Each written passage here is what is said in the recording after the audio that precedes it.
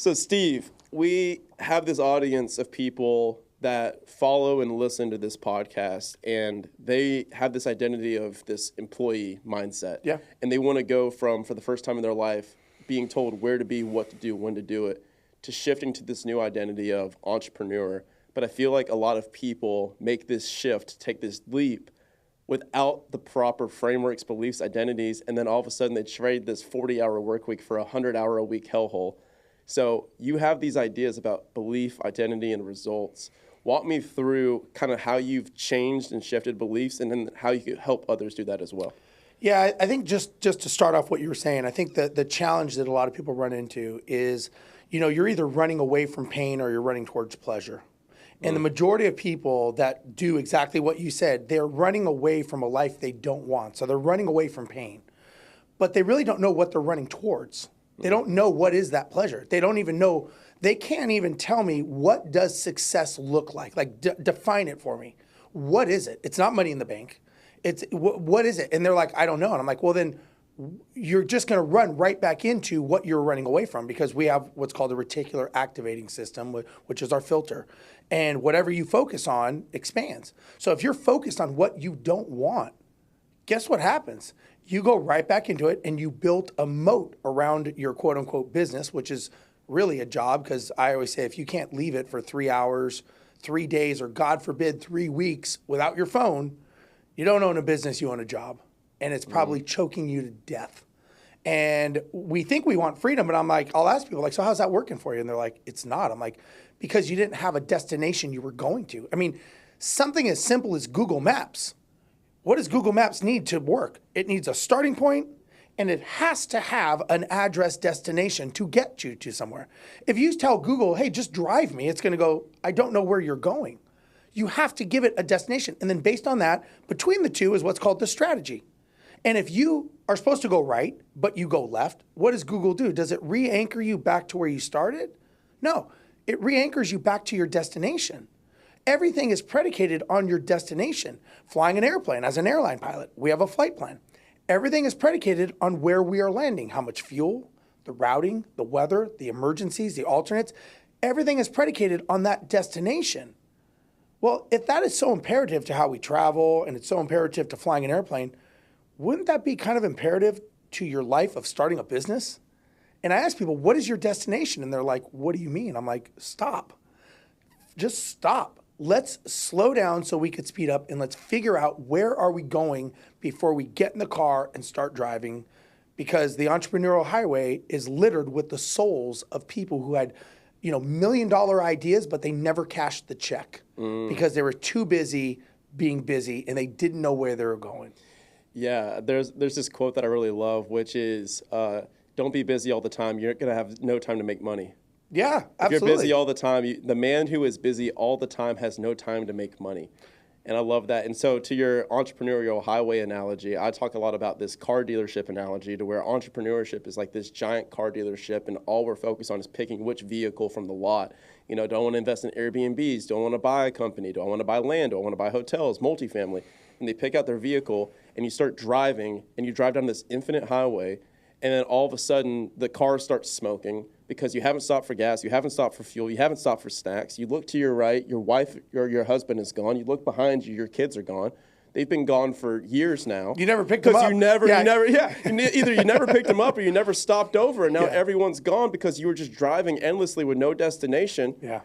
And the difference is, you need to know where the hell you're going. So that's why I love that you said that. And another quote that a coach recently told me, now I'm 3 years out of corporate, and I've kind of been there, done that now. And I've realized that your business will take every hour that you give it. Yeah. And absolutely. so when you leave that job, this is for the advice for people that are trying to leave corporate and they want to be a business owner for the first time.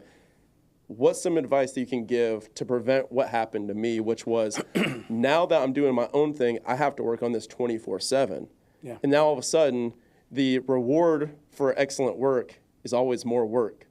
So how do you set bumpers and guidelines and rails and create that vision for what your dream business actually is? Yeah, that's a great question, and it is a huge, huge challenge for people. And let me just say what I'm about to tell you. I think there's a lot of people out there, whether they're coaches or motivational speakers or whatever they are, they don't share what I'm about to share with you either because, number one, they don't know it, or number two, they don't want you to know it. But I believe it's vital for people to survive what I'm going to explain to you. And I'll share this with you.